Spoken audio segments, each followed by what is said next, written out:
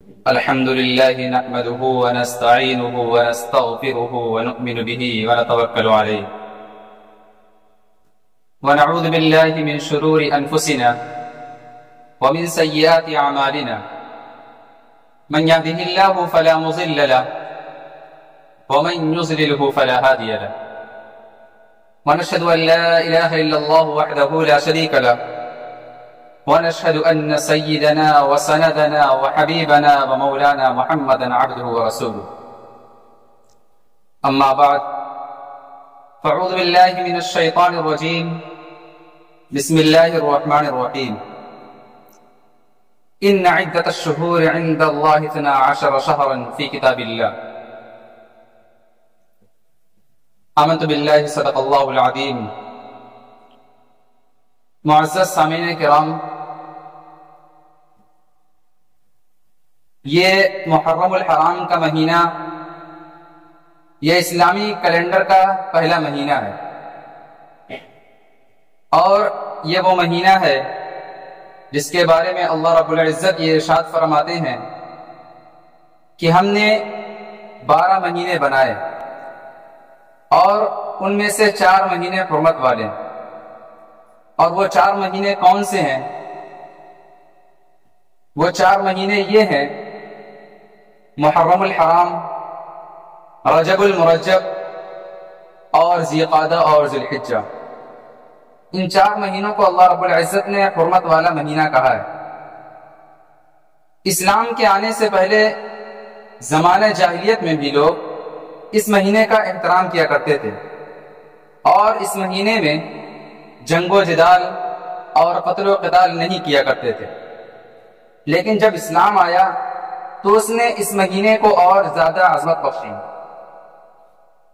لیکن بہت سے لوگ یہ سمجھتے ہیں کہ محرم الحرام کو حرمت والا مہینہ اس لیے کہا جاتا ہے کہ اس میں حضرت حسین رضی اللہ تعالی عنہ کی شہادت ہوئی۔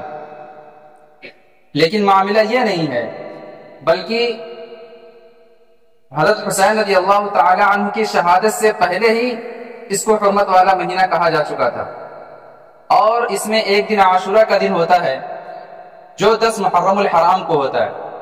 آپ صلی اللہ علیہ وسلم نے اس دن میں روزہ رکھنے کی تاکید بھی فرمائی۔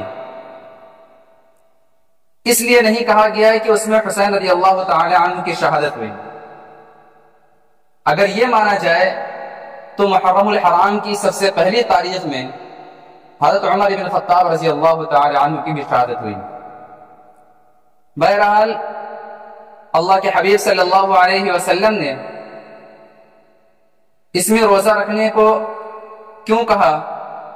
واقعہ یہ ہوا کہ جب اللہ کے حبیب صلی اللہ علیہ وسلم مکہ مکرمہ سے ہجرت کر کے مدینہ منورہ تشریف لے گئے تو وہاں پر یہودی لوگ عاشورہ کے دن روزہ رکھتے تھے۔ تو آپ صلی اللہ علیہ وسلم نے ان سے پوچھا کہ تم لوگ عاشورہ کے دن روزہ کیوں رکھتے ہو؟ تو انہوں نے کہا کہ ہم اس لیے روزہ رکھتے ہیں کیونکہ اللہ تبارک و تعالی نے بنی اسرائیل کو اور حضرت موسیٰ علیہ السلام کو اس دن فرعون سے نجات عطا فرمائی۔ اس خوشی میں ہم لوگ عاشورہ کے دن روزہ رکھتے ہیں۔ تو اللہ کے حبیب صلی اللہ علیہ وسلم نے فرمایا کہ موسیٰ علیہ السلام سے تو زیادہ قریب ہم لوگ، ان لوگوں نے تو موسیٰ علیہ السلام کی تعلیمات کو فراموش کر دیا ہے، ہم نے ان کی تعلیم کو اب تک زندہ رکھا ہے، لہٰذا ہمارا یہ حق بنتا ہے کہ ہم عاشورہ کے دن روزہ رکھیں۔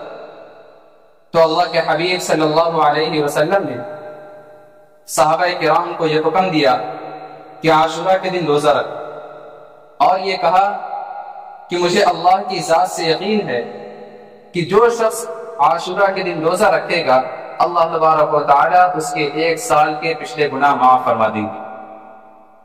اور یہ بھی فرمایا کہ محرم الحرام کے کسی دن میں اگر کوئی شخص 1 روزہ رکھتا ہے تو اسے 30 دن کا ثواب، 30 روزوں کا ثواب دیا جاتا ہے۔ یہ آپ صلی اللہ علیہ وسلم نے ارشاد فرمایا۔ لیکن اس کے ساتھ یہ تاکید بھی فرمائی کہ جب تم روزہ رکھو تو اس میں ایک دن اور ملا لو، یعنی 9 یا 10 کو رکھو، یا 10 اور 11 کو رکھو۔ یہ کیوں کہا؟ اس لیے کہا تاکہ یہودیوں کے ساتھ مشابہت نہ ہو۔ یہودیوں کی مشابہت اختیار کرنے کو اللہ کے حبیب صلی اللہ علیہ وسلم نے منع فرمایا۔ آپ سوچئے کہ روزہ جیسی عبادت کوئی غلط کام نہیں تھا، بلکہ ایک عبادت تھی، لیکن اس عبادت میں بھی اللہ کے حبیب صلی اللہ علیہ وسلم نے غیروں کی مشابہت اختیار کرنے سے منع فرمایا۔ لیکن آج کا حال یہ ہے کہ عبادت تو بہت دور کی بات ہے، وہ کام جو غلط ہے، جو صحیح نہیں ہے، اس میں بھی ہم اور آپ غیروں کا طریقہ اختیار کرتے ہیں۔ ہمارے کھانے پینے کا اسٹائل، رہنے سہنے کا انداز، ہمارے کپڑے کا انداز، ہیئر اسٹائل، ہر چیز میں ہم نے غیروں کا طریقہ اختیار کیا ہوا ہے۔ سر سے پیر تک اگر دیکھ لیجئے تو بہت کم ہی چیز ایسے ملے گی جو ہمارے نبی صلی اللہ علیہ وسلم کے بتائے ہوئے طریقے کے مطابق ہو۔ ہمارا کپڑا یہودیوں کے جیسا ہوتا ہے، ہمارا چہرہ یہودیوں کے جیسا ہوتا ہے، چہرے پر داڑھی نہیں ہوتی ہے، اور سر کے بال تو ایسے طریقے سے کٹائے رہتے ہیں، معلوم ہوتا ہے کہ مالدیپ کا پورا نقشہ بنا ہوا ہے۔ یہ ہمارا اور آپ کا حال ہے۔ اللہ کے حبیب صلی اللہ علیہ وسلم نے روزہ جیسی عبادت میں بھی مشابہت کو منع کیا ہے، لیکن ہم اور آپ ہیں کہ عبادت تو کیا، ہم دوسری چیزوں میں، غلط چیزوں میں دوسروں کا طریقہ اختیار کرتے ہیں۔ تو اس لیے ان چیزوں سے ہمیں اور آپ کو بچنے کی ضرورت ہے۔ اللہ کے حبیب صلی اللہ علیہ وسلم نے سخت منع فرمایا ہے۔ آپ نے فرمایا من تشبہ بقوم فہو منہم، جو شخص غیروں کے طریقہ اختیار کرے گا، جو دوسری قوم کا طریقہ اختیار کرے گا، کل قیامت کے دن وہ اسی کے ساتھ اٹھایا جائے۔ اب ہمیں اور آپ کو یہ فیصلہ کرنا ہے کہ ہم کس کے ساتھ اٹھائے جائیں گے۔ ہمیں اور آپ کو یہ طے کرنا ہے کہ کل قیامت کے دن ہم کس کی صف میں کھڑا ہونا پسند کرتے ہیں۔ کیا ہم اپنے نبی کے ساتھ اٹھنے کو پسند کرتے ہیں، یا پھر یہودیوں کے ساتھ اور عیسائیوں کے ساتھ رہنا پسند کرتے ہیں؟ اور دوسری بات یہ ہے کہ اس مہینے میں بہت سے لوگ یہ سمجھتے ہیں کہ محرم الحرام کے مہینے میں شادی بیاہ کرنا یا کوئی خوشی کا کام انجام دینا یہ صحیح نہیں ہے۔ حالانکہ یہ چیز بالکل غلط ہے۔ اللہ کے حبیب صلی اللہ علیہ وسلم نے خود محرم الحرام کے مہینے میں شادی کی۔ اگر یہ چیز غلط ہوتی تو اللہ کے حبیب صلی اللہ علیہ وسلم کبھی ایسا نہ کرتے، بلکہ محرم الحرام کے مہینے میں اس کو غم کا مہینہ سمجھنا یہ انتہائی عجیب کام ہے۔ محرم الحرام کے مہینے کو غم والا دن یا غم والا مہینہ سمجھنا یہ ایک جاہلیت ہے۔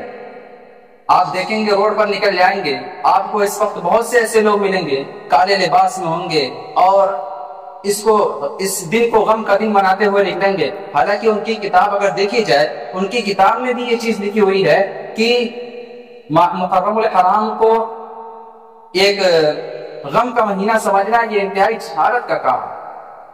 وہ کہتے ہیں کہ اس دن میں حضرت حسین رضی اللہ تعالی عنہ کی شہادت ہوئی۔